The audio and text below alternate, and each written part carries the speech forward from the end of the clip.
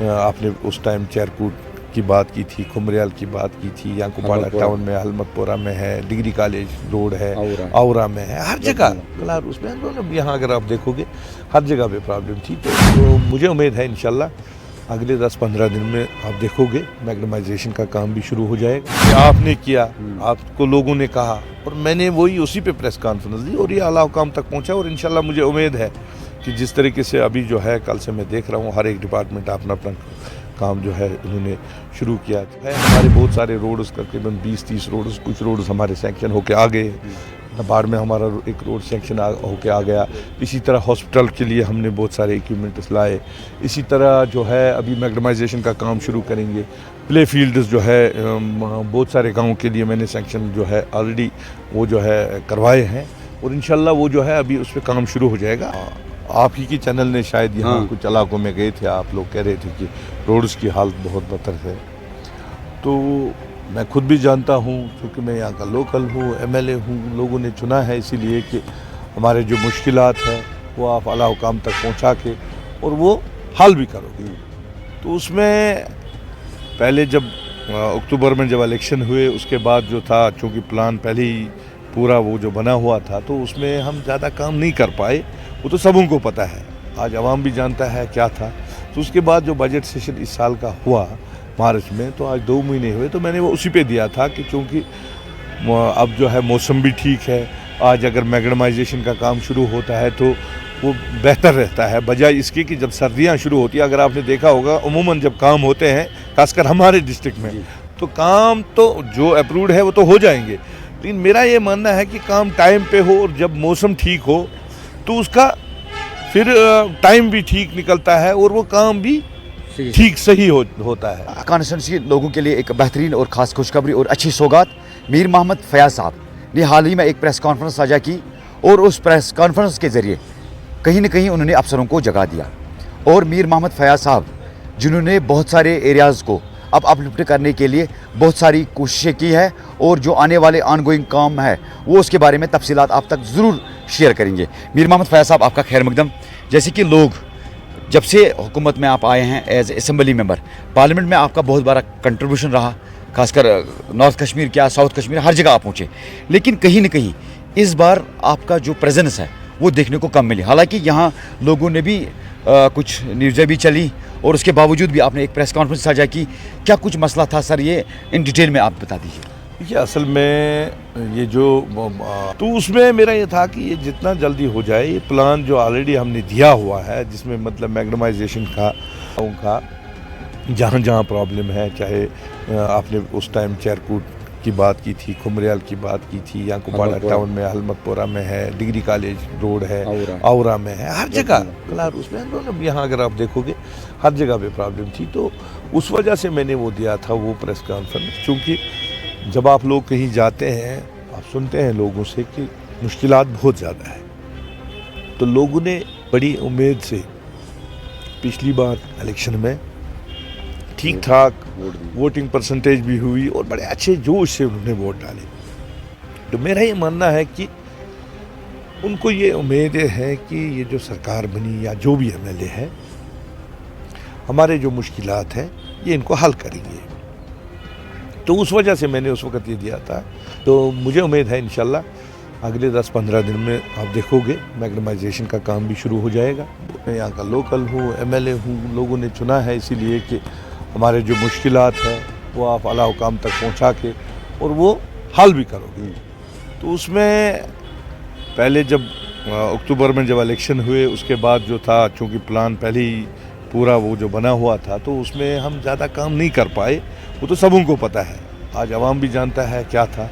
तो उसके बाद जो बजट सेशन इस साल का हुआ मार्च में, तो आज 2 महीने हुए, तो मैंने वो उसी पे दिया था कि चूँकि अब जो है मौसम भी ठीक है, आज अगर मैग्नेमाइजेशन का काम शुरू होता है तो वो बेहतर रहता है, बजाय इसके कि जब सर्दियाँ शुरू होती है। अगर आपने देखा होगा उमूमन जब काम होते हैं खासकर हमारे डिस्ट्रिक्ट में, तो काम तो जो अप्रूव्ड है वो तो हो जाएंगे, लेकिन मेरा ये मानना है कि काम टाइम पे हो और जब मौसम ठीक हो तो उसका फिर टाइम भी ठीक निकलता है और वो काम भी ठीक सही होता है।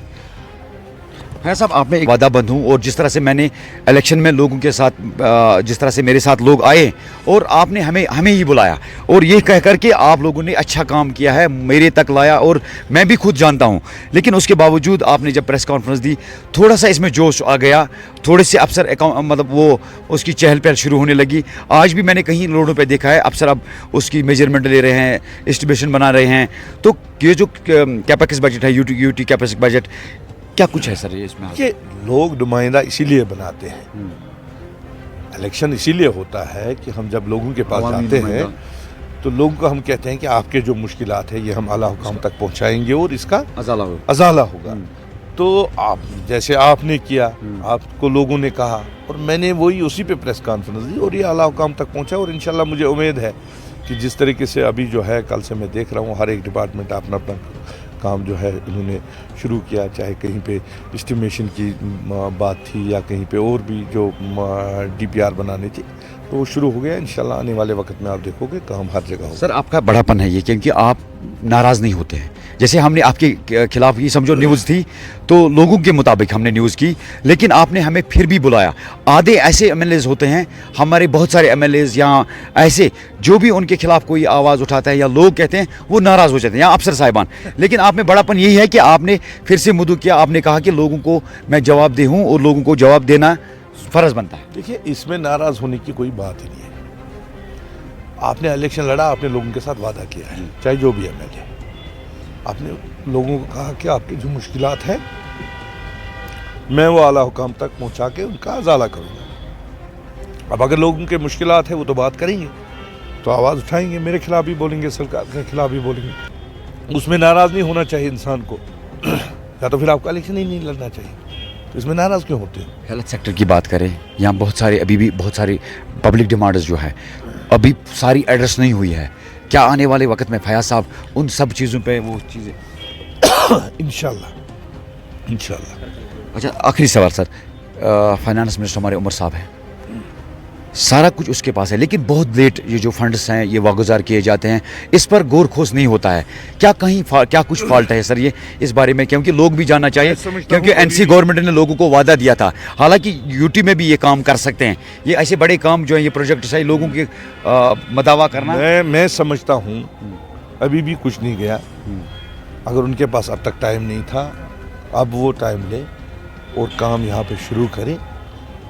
मुझे उम्मीद है कि अभी जो है मई का महीना है, अगर हम आज से काम शुरू करेंगे जुलाई अगस्त तक मैग्नेमाइजेशन का काम, इंशाल्लाह मौसम भी ठीक रहता है और काम भी ठीक हो जाएगा। तो मुझे उम्मीद है इस सरकार से कि ये जो है इस पे जो है जल्द अज जल्द कदम उठाएगी और काम शुरू होगा। ओवरऑल डिस्ट्रिक्ट की बात करें तो आपकी कॉन्स्टिट्यूंसी की बात करें, अभी बहुत सारे जो रुकूमात है वो आपने प्लान में भी रखे हैं, कितना कुछ तादाद है उसकी और सारे इलाके उसमें अकोमोडेट होते हैं? जिस हिसाब से हमें प्लान मांगा गया है, मैंने कोई गांव नहीं छोड़ा है, कोई गली नहीं छोड़ी है जिसमें हमने ये नहीं दिया है कि यहाँ ये काम होना चाहिए। अब सरकार के पास कितना होगा वो देखेंगे, इसमें बहुत सारी चीज़ें होती हैं। देखिए कुछ चीज़ें जो है जो सरकार के पास होती जो वो देते हैं, उसमें कितना देंगे वो भी देखेंगे। बहुत सारी स्कीम जो है सेंट्रल स्पॉन्सर्ड स्कीम है जिसमें सरकार का ज़्यादा रोल नहीं रहता है, वो तो दिल्ली सरकार का रहता है।